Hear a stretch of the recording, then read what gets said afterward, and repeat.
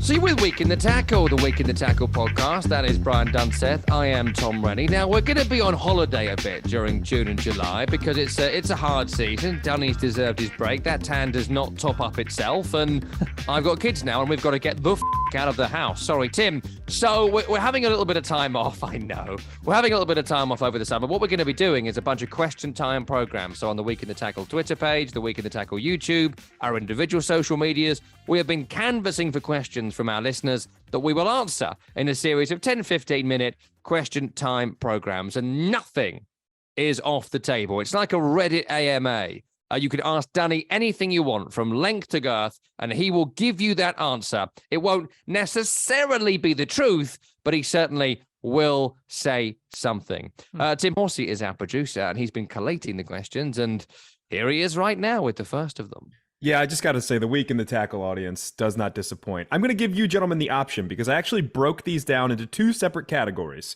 Football-related questions that are kind of on the topic that we discuss every week. And then the unusual, the goofy ones, the kind of out of left field. Yeah. All right, unusual. we'll start with that. We'll kind of go back and forth here. And again, you can submit these on YouTube as a YouTube comment. You can leave a nice review on Spotify, on any Spotify episode now, Apple as well, and Twitter as well. We sent out a couple calls to action there, and the people responded with some good ones. We'll go with Aaron here first. Summer attire, are cargo khakis acceptable? What's the SPF level on your sunscreen? And do you have a particular summer beer or alcohol of choice during the summer? Dunny, I'll start with you. Well, I'm going to Cabo in about 48 hours. So cargo pants are never acceptable at this stage of 2023. SPF 50 on the tattoos, and then just whatever you got laying around for the rest of it. And since we're going to Cabo, my wife and I do a shot of tequila at 10 a.m. followed up by vodka soda. So we have a rule, 3 tequila shots a day over the course of the entire day while you are down in Cabo San Lucas. So that's like a Dunseth-ism type of holiday. I've got to say, I am in full lockstep and agreement with Danny on the cargo shorts. Just awful. An awful thing. One of my best friends will only wear cargo shorts. And honestly, every time I see him, the blood boils inside me and I want to rip his shorts off. But then I realize actually that's far too sexualized for a buffet. Family show. For like a family buffet I've been invited to, so we don't do that. But I mean, just awful shorts. All clothes should be, straight-legged. There should be straight lines and clear cut to all the clothes you're wearing. Cargo shorts, awful. Plus, if you put stuff in the pockets, you look like a camel. Like none of it makes sense. Just they're an awful clothing item. Too many pockets is a big issue with modern clothing, I think. There's only 2 places pockets should be. Inside the jacket and front pocket, but don't put your phone in the front pocket. If you wear nice jeans, you're going to ruin your trousers. But don't put your phone in the back pocket because you will get mugged. So you think to yourself, oh, I'll buy cargo shorts. No, jacket. Or I'm not against a little man bag. Not opposed. Sunscreen, I'm a bald man, so strong. Like SPF 200 50 on my head. Like the strongest you can get. If there was stronger, like they do special ones for kids. So I will use the kids' sun cream on my head because it will just. I went out this weekend to a friend's sort of barbecue, and it was inexplicably hot in England on Saturday. It was the day of the playoff final of the Luton game, and I was outside chatting to someone for like 10 minutes, and you get that thing where you touch your head and it goes white. You see that? That's burn. I burned my head talking to someone outside for just 10 minutes. So strong sun cream is what I'd advise. And drink-wise, we're actually not big drinkers in my house. Like I can compete. I can take people on. If I'm out, I'll be out all night. But if I'm not out, then I'd rather not drink around the house. So I'd recommend a nice non-alcoholic. If you're on holiday, lemon Fanta, I always like, by the pool. And if not, if you can get it in America, Iron Brew, the single greatest drink ever created by humanity. They had to legally take the sugar out of Iron Brew because no one in Scotland had teeth anymore. That's only partially a joke. So get the sugarless Iron Brew Extra. Big tip. All right. Well, I'm going to go to this one here, and maybe Dunny will be a better expert on this based on the answers you guys just gave. But this also sort of relates to sport in general. And this comes from Carly on Twitter, who says, Tom, What sport would be better with a mandatory amount of alcohol? As a player or a viewer?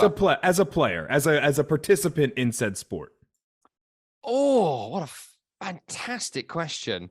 I feel like I don't want it to be a fast-paced sport. Like, I was thinking tennis there for a moment, but then I thought, actually, that's quite, you got to do a lot of heavy sprinting, and after a few minutes, you just give up. So I feel like something like golf would be an excellent drunk sport, because you're going to end up just shanking the ball left and right and left into the water. You're jumping in the water to get it. And frankly, you can play it drunk anyway. So golf potentially. And even though I don't recommend this, I kind of would like to see someone drive a Formula One car after a whiskey. Oh, boy. Just to see, because you couldn't ever do it. You will never see that in your life for very, very obvious safety reasons. Yeah. But if there was a possibility to put a drunk man in a Formula One car, and somehow we could create a scenario where they 100% would be all right, I would love to see like a race between two super drunk F1 drivers, because you're never going to see that. So let's go with that. Yeah, golf is the correct answer, Tim Horsey. And my friends and I, depending on if there's anyone around on the course, if you're at the tee box and you've had a few adult beverages, what we used to do is if you didn't hit it past the ladies' tee, you had to take your next shot with your pants around your ankles. That's such a good idea. Right? I love that. Yeah, I mean, golf is probably the only one here. All right, let's go. Let's go to a Spotify review. So Jerry left a review on Spotify on our episodes here. Every episode comes with us. Submit your questions for Tom and Dunny here, and I can go through it and look at those as well. And Dunny, we'll start with you because we'll just get the biases out of the way here. Who had a better season, Arsenal or Manchester United? Now, at time of recording, we do not know the result of the FA Cup.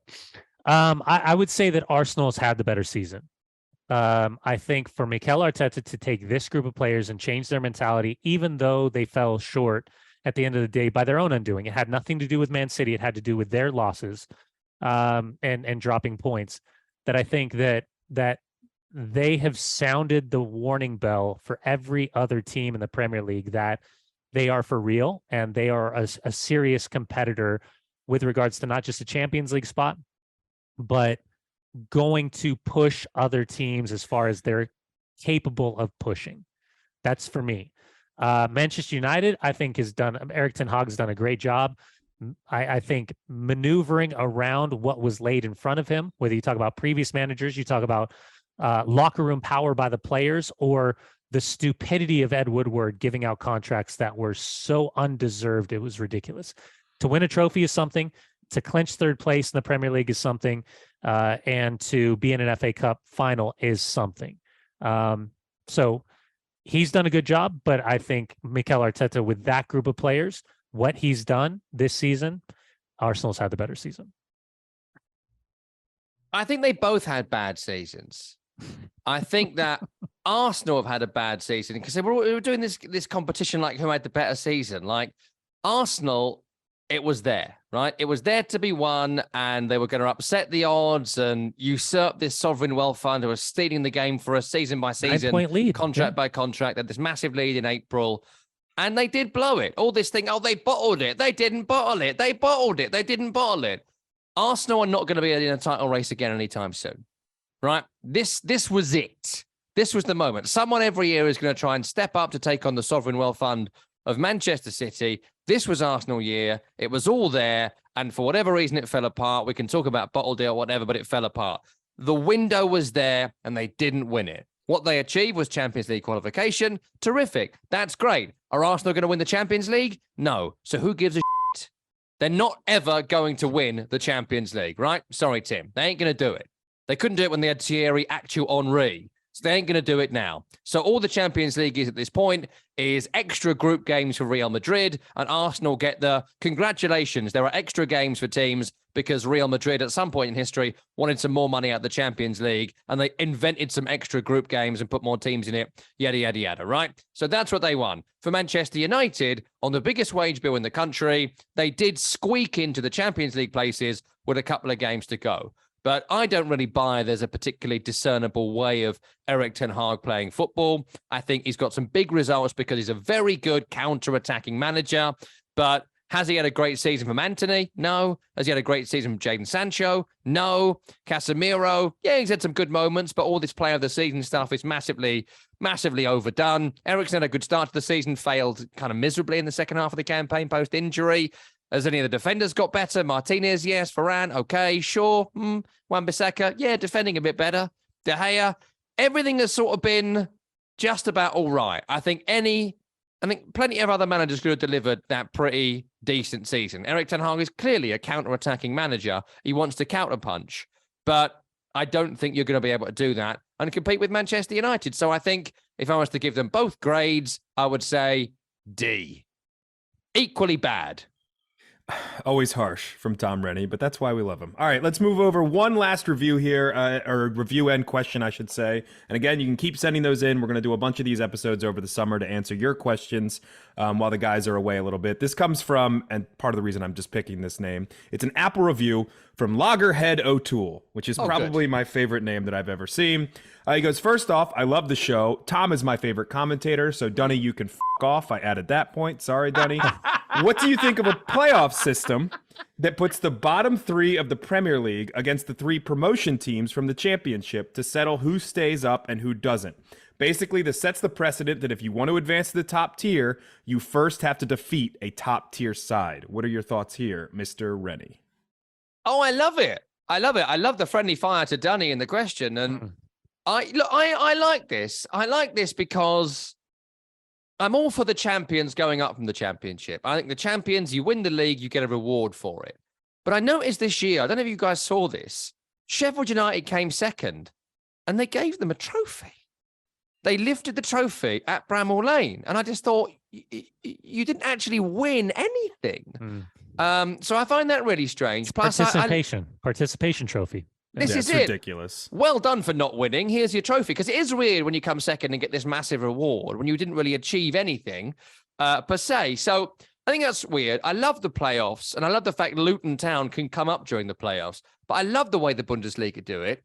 And I think it'd be better in the Premier League because the gap between Bundesliga 1 and Bundesliga 2 is gargantuan, really. Like, it's enormous.